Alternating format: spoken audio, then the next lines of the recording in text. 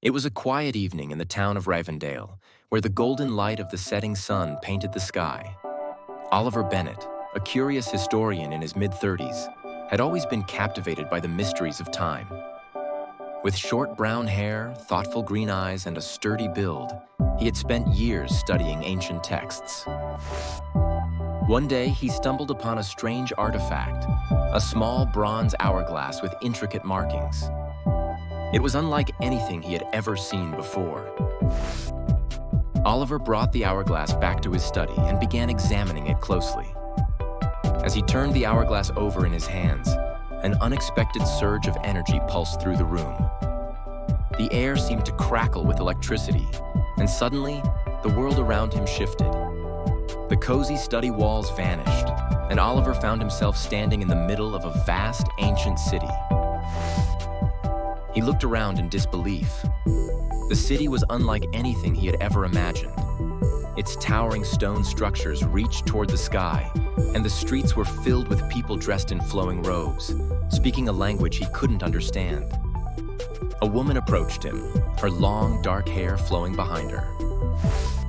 Her sharp blue eyes were filled with a mix of curiosity and caution. "I am Leora," she said in perfect English, though her accent was unfamiliar. "You hold the key to the timeline." Oliver, still in shock, could only manage a few words. "Where am I?"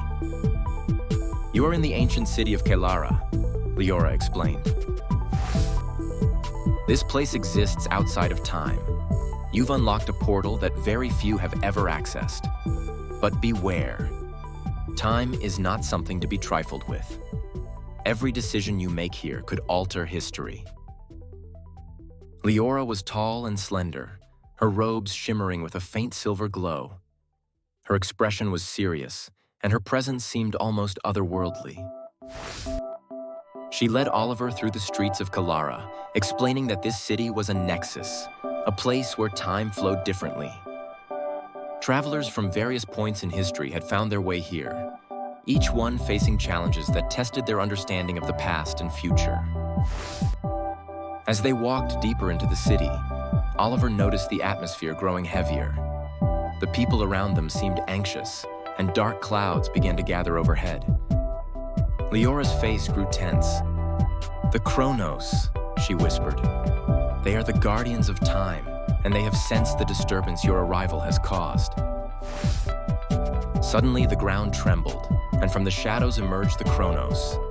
Tall, ghostly figures cloaked in dark robes, their eyes glowing with an unnatural light. They moved swiftly, surrounding Oliver and Leora. One of them spoke in a voice that echoed through the air. "You have tampered with time, outsider," the Chronos said. "You must return or face the consequences of disrupting the balance." Oliver's heart raced as the Chronos closed in. He could feel the weight of their power pressing down on him. Leora grabbed his arm, her eyes fierce with determination. "There's only one way to escape," she said urgently.